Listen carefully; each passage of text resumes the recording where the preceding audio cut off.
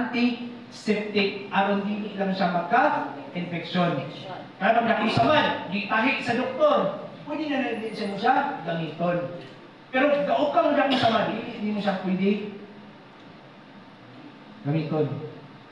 Kasama itong anak ni Kapitan sa Bulatuhan Bao, yung pirahan mo itong appendicitis, gihabwa yung tanang tinai. Kuratan sa Kapitan, gigableed mo ng mag-i-stapler ang gamit. Sa dakong tahi, gikan sa pusod, padong ay buna-buna siyang bilahan siyang anak ng babae. Kami may responde. Stapler ang gamit. Dadali balik sa ospital. Didala sa ospital, tangtang to stapler, uturo siyang tahi nga katong, gamitan na o nylon o kalambre. I-stitch na siya. Hindi na itong kay mulihok yung anak, bleed man siya. Walang inganang nasamad, gitaday na gamitin na to. Or duga sa kamunggay, bayabas, hagunoy. Duga lang, may labot ang sapal. Duga na yun. Kaya ang sapal, maka-infected na sa itong samad. Sige, next. Sa dagpong na dyan nga samad, ingani ra ang respondi mo, tabunan ang samad, apply bandages. Kung ang samad, kung ang panapton ngayon gigamit na puno ng dugo, dili mo siya pwede pangtangon, kundi imo pang punan, ganadir nga, panapton aron mas mo, duot pagit siya. Dili kayo, maragnakin ito nga napuno na ilis, dili. Nasasamad, kung pagtabon mo sa panapton, nasok na siya ganang dugo, di mo siya tantangon, kundi punan pa siya. Kay buundang na pagdugo, sulod sa pila ka minutos. 5 na siguro. Bisa mo niyo, kani kasmit kita perminte. Oh. Wala na kabalo ni. Oy, mabilis sa atong training. 8 to 15 minutes buundang na siya pag bleed kay manay atong average clotting time. Mugahi ra ang atong dugo pero taas kay kag sugar. Manang dadon ka diretso sa ospital kayo, diabetic na siya. Dugay dadon. Okay na. O karon mga oras sa diri kita mahimong mamastery sa atong mata, ang isa na siga, ang isa ka ano. Sige lang. Padayon na. Laban na. Kay libre itong padayon. Kaya kita ito sa ulokan. Ali ako mga amigo. Bukor sa mo. Kung di man eh. Ako, yan ano? Ano mo? Sige lang. Ato pa rin gamutan.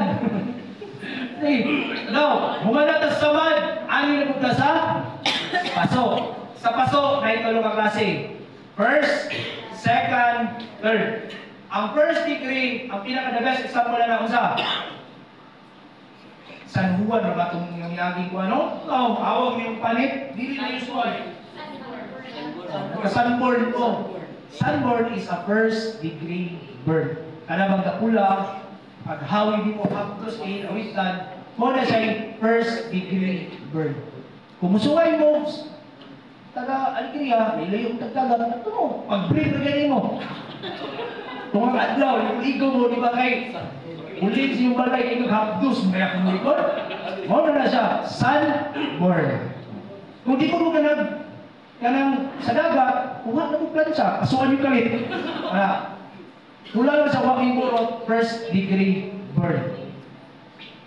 Or, kung gusto mo, sakitan mo plancha, suot mo buot ng sapatos. Tingnan itong muinit yung likod, sakit kayo. First degree burn na siya. Pero mapaklot na siya, second degree burn. Kanang luto. Luto na siya. Kanang luto no? Kanang luto, pasok na siya. Pasok na. Di ba mamungay mo, anak-anak, mungay. Bungay, hawin, ano ang mahal bungay? Bungay. Pag bungay ninyo, palutan ni Manny. Di ba? It's a second degree burn tubig siya.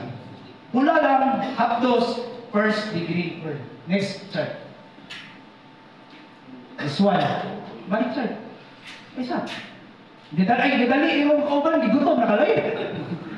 The first degree burn or superficial burn. Ingana ka na siya. Second degree, katunang tubig. O third degree burn, ato nang nanimahong sinumba. Kinsay tagapunto dire? Di ba naputol ang iyang kamot mo? Sa bata. Katong nakurintihan. Kadung man katong bata nga 11 years old, o 12 years old siya. Nanguhit siya og bangga. Ang iyang kuhit minsan ko sa service drop wire. May gani kay ning buto siya, ang buto niya diri napiktuhan ang akong ugat niya diri. Idala ko sa ospital inani ubang panit niya. Anak, mura ko siya halas na dulo kay ang iyang panit niya bulag yun. Kasi magkaroon rin ginaplapan. Bulag, ana na ko siya, idala mo ospital.